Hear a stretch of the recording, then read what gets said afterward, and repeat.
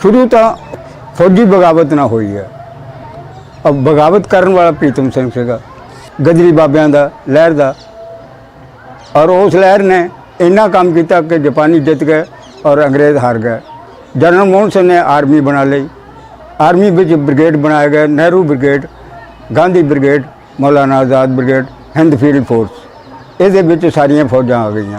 इस लड़ाई जर्मन जापानियों का ते जनरल मोहन सिंह का आपस में इख्तलाफत हो गया, INA ख़त्म हो गई, उन्होंने अस्तीफा देता।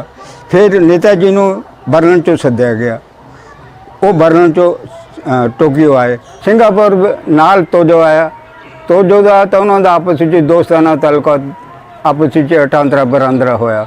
रंगून च असीं रहे हैं, रंगून च भी नेताजी ने पहला जिथे साडा अखीरी मुगलिया खानदान का बादशाह शहीद होया, उहदा मकबरा बनया सी, उस मकबरे की रिपेयर कराई नेताजी ने साडे हथों। मेरा रैंक सिपाही सीगा जी। मैं काम टैक्नीकल जिहड़ा भी काम सीगा, जानी जिथे कैंप साडे लगदे सीगे, असीं जाके नलकिਆਂ ਦਾ इंतजाम करना, असीं टॉयलेट का इंतजाम करना, असी अफसरां दे जिहड़े बंगले सके उन्होंने देखना पे किहड़ी चीज़ इन्हां नूं जरूरत है, वो चीज़ बना के देनी। ये टैक्नीकल साडा काम सीगा।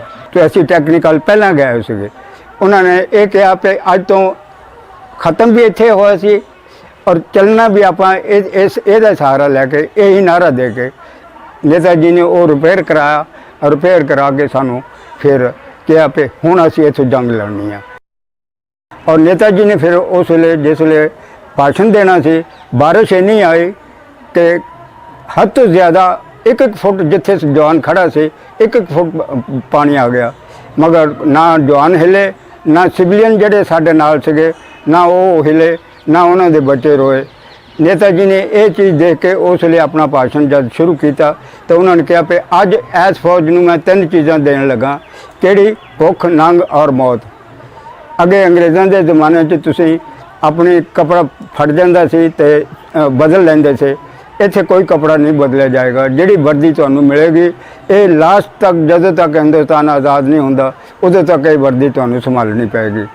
नंगे रह के भी तुहानूं लड़ना पएगा, भुखे रह के भी तुहानूं लड़ना पएगा। राशन का कोई इंतजाम नहीं होना, तुहाडा अपना इंतजाम होगा। जो तुहानूं जंगल चों मिलदा वो तुसीं खा के भी ने लड़ना है।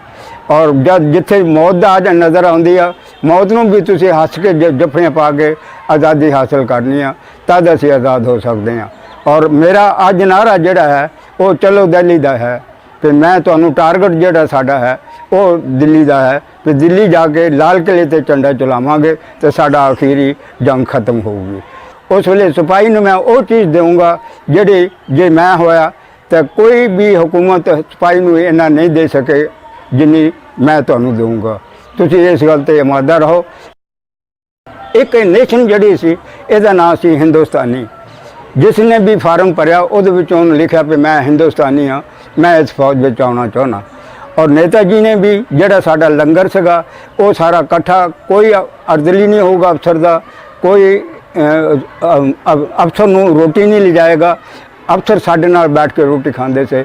साडी एक नेशन सी और एक नेशन नाल ही असीं अपने आप नूं स्टैंड किया। साडे कोई मजहबी ते फर्का नहीं सीगा। मैं इबादत करदा, गुरु ग्रंथ साहब नूं मनदा, मैं मन्नी जावां।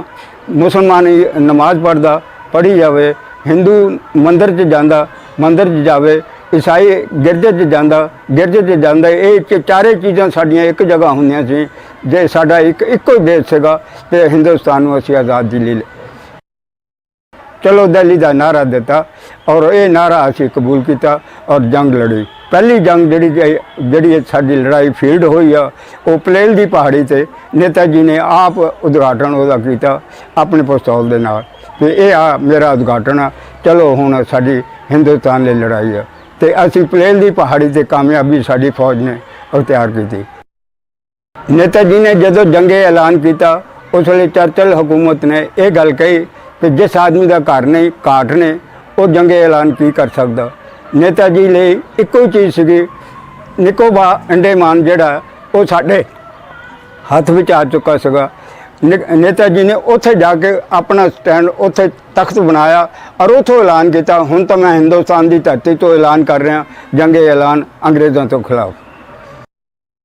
ਉਧਰ ਜਾਪਾਨ ਦੇ ਵਿੱਚ ਯੂਰੋਸ਼ੀਮਾ ਵਿੱਚ ਇੱਕ ਬੰਬ ਛੱਡ ਦਿੱਤਾ ਗਿਆ। ਇਹਦੇ ਕਰਕੇ ਉਹ ਗਵਰਨਮੈਂਟ ਵੀ ਕਮਜ਼ੋਰ ਹੋ ਗਈ ਤੇ ਸਾਨੂੰ ਵੀ ਵਾਪਸੀ ਫਿਰ ਸਿੰਗਾਪੁਰ ਵਿੱਚ ਆਉਣਾ ਪਿਆ। ਅਸੀਂ ਜੀ ਆਬਾਦੀ ਰਿਆਸਤ ਵਿੱਚ ਆ ਗਏ, ਅੰਗਰੇਜ਼ਾਂ ਦੇ ਅੰਡਰ 'ਚ ਫਿਰ ਆ ਗਏ ਸੀ। ਮੈਂ ਸਨ 42 ਦੀ ਫਰਵਰੀ ਦੀ 15 ਤਾਰੀਖ ਨੂੰ ਸਿਲੰਡਰ ਹੋਏ ਸੀ ਸਿੰਗਾਪੁਰ ਵਿੱਚ। ਪਹਿਲਾਂ ਅੰਗਰੇਜ਼ਾਂ ਦੀ ਫੌਜ ਹੋਈ। ਅੰਗਰੇਜ਼ਾਂ ਦੀ ਫੌਜ ਵਿੱਚ ਸਾਡੇ ਵਿੱਚ ਇੰਨਾ ਨਹੀਂ ਸੀਗਾ ਜਜ਼ਬਾ ਜਿੰਨਾ ਸਾਨੂੰ ਹਿੰਦੁਸਤਾਨ INA ਬਣਨ ਵਿੱਚ ਉਹਦੇ ਵਿੱਚ ਜਜ਼ਬਾ ਸੀ। ਹਰ ਆਦਮੀ ਜਿਹੜਾ ਹੈ ਉਹ ਹੁਕਮ ਦਾ ਪਾਬੰਦ ਸੀਗਾ, ਡਿਸਪਲਿਨ ਦਾ ਪਾਬੰਦ ਸੀਗਾ। ਜੋ ਵੀ ਹੁਕਮ ਮਿਲਦਾ ਸੀ ਉਹਨੂੰ ਸਿਰ ਮੱਥੇ ਤੇ ਮੰਨਦਾ ਸੀ। ਇਹ ਚੀਜ਼ ਸੀ। ਸਾਡਾ ਅਫਸਰ ਵੀ ਸਾਡੇ ਤੇ ਜਾਨ ਦਿੰਦਾ ਸੀ, ਆਪਣੇ ਬੱਚਿਆਂ ਵਾਂਗਰ ਸਾਨੂੰ ਰੱਖਦਾ ਸੀ। ਪਾਲਣ ਪੋਸ਼ਣ ਵੀ ਜਿੱਦਾਂ ਵੀ ਕੋਈ ਰਹਿਣ ਸਹਿਣ ਦਾ ਇੰਤਜ਼ਾਮ ਸਾਰਾ ਅਫਸਰ ਸਾਡਾ ਕਰਦਾ ਸੀ। INA ਦੀ ਤਾਂ ਜਿੰਨੀਆਂ ਗੱਲਾਂ ਕਰ ਲਓ ਉਨੀਆਂ ਥੋੜ੍ਹੀਆਂ ਜੀ। INA ਤਾਂ ਇੱਕ ਨਿਜ਼ਾਮ ਹੀ ਐਸਾ ਬਣ ਗਿਆ ਸੀ, ਜੇ ਸਾਡਾ ਮੁਲਕ ਉਸ ਨਿਜ਼ਾਮ 'ਤੇ ਚੱਲਦਾ, ਜਿਹੜੀਆਂ ਅੱਜ ਮੁਸ਼ਕਲਾਤਾਂ ਸਾਨੂੰ ਮਜ਼ਹਬੀ ਆਉਂਦੀਆਂ ਉਹ ਨਾ ਆਉਂਦੀਆਂ। ਸਾਡੇ 'ਚ ਮਜ਼ਹਬੀ ਕੋਈ ਫਿਰਕਾ ਨਹੀਂ ਸੀਗਾ, ਕੋਈ ਗੱਲਬਾਤ ਨਹੀਂ ਸੀ। ਜੇ ਹਿੰਦੂਆਂ ਦਾ ਕੋਈ ਤਿਉਹਾਰ ਆ ਗਿਆ ਤਾਂ ਮੁਸਲਮਾਨਾਂ ਔਰ ਸਿੱਖਾਂ ਨੇ ਮਿਲ ਕੇ ਉਹਨਾਂ ਦਾ ਸਾਥ ਦਿੱਤਾ ਔਰ ਉਹਨਾਂ ਨੂੰ ਉਸ ਇਬਾਦਤ ਵਿੱਚ ਹਿੱਸਾ ਲਿਆ।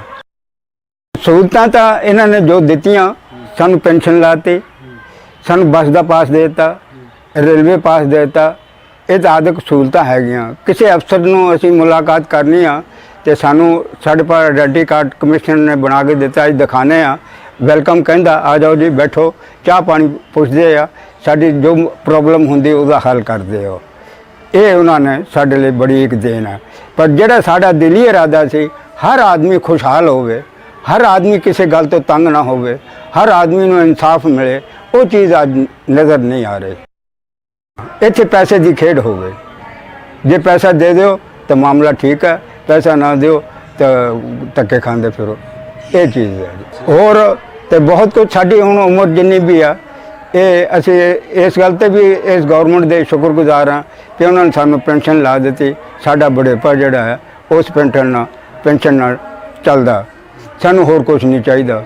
ਸਾਡੀ ਸ਼ਰਤ ਨਹੀਂ ਸੀ ਕੋਈ ਵੀ, ਜਦ ਅਸੀਂ INA ਵਿੱਚ ਆਏ ਹਾਂ ਕੋਈ ਸ਼ਰਤ ਨਹੀਂ ਆ, ਬਗੈਰ ਸ਼ਰਤ ਤੋਂ ਅਸੀਂ INA ਜੁਆਇੰਟ ਕੀਤੀ ਸੀ। ਕੋਈ ਮੇਰਾ ਮਜ਼ਹਬ ਨਹੀਂ ਆ, ਮੈਂ ਹਿੰਦੁਸਤਾਨੀ ਆ। ਇਸ ਕਰਕੇ ਇਹ ਚੀਜ਼ ਜਿਹੜੀ ਆ ਇਹ ਸਾਡੇ ਨੂੰ ਤਸੱਲੀ ਆ। ਅਸੀਂ ਅੰਗਰੇਜ਼ਾਂ ਨੂੰ ਕੱਢ ਦਿੱਤਾ, ਪਰ ਅਸੀਂ ਆਪਣੇ ਆਪ ਨੂੰ ਨਹੀਂ ਸਮਝ ਸਕੇ ਕਿ ਅਸੀਂ ਇਹ ਹੁਕੂਮਤ ਚਲਾਉਣੀ ਆ ਤਾਂ ਸਾਰਿਆਂ ਲਈ ਇੱਕੋ ਜਿਹੀ ਹੋਣੀ ਚਾਹੀਦੀ ਆ। ਜੇ ਨਲਕਿਆਂ ਦਾ, ਜੇ ਬਿਜਲੀ ਦਾ ਬਿੱਲ ਮਾਫ ਹੋਣਾ ਚਾਹੀਦਾ ਤੇ ਆਲਰੇਡੀ ਜਿੰਨੇ ਵੀ ਸਾਡੇ ਸਿਟੀਜ਼ਨ ਆ, ਜਿੰਨੇ ਵੀ ਸਾਡੇ ਦੇਸ਼ ਦੇ ਲੋਕ ਆ, ਸਾਰਿਆਂ ਦਾ ਹੋਣਾ ਚਾਹੀਦਾ, ਨਾ ਕਿ ਇੱਕ ਪਾਰਟੀ ਦਾ ਹੋਣਾ ਚਾਹੀਦਾ। ਇਹ ਮੇਰੀ ਚੀਜ਼ ਇੱਕ ਬੜੀ ਦੁਖਦਾਇਕ ਹੈ। ਹਾਂਜੀ, ਮੈਂ ਜੈ ਹਿੰਦ ਕਹਿਣਾ ਜੀ। ਸਾਡਾ ਨਾਰਾ ਜਿਹੜਾ ਹੈ ਉਹ ਜੈ ਹਿੰਦ ਹੈ। ਜੈ ਹਿੰਦ ਇਹਨਾਂ ਨੇ ਬੰਦ ਕਰ ਦਿੱਤੀ।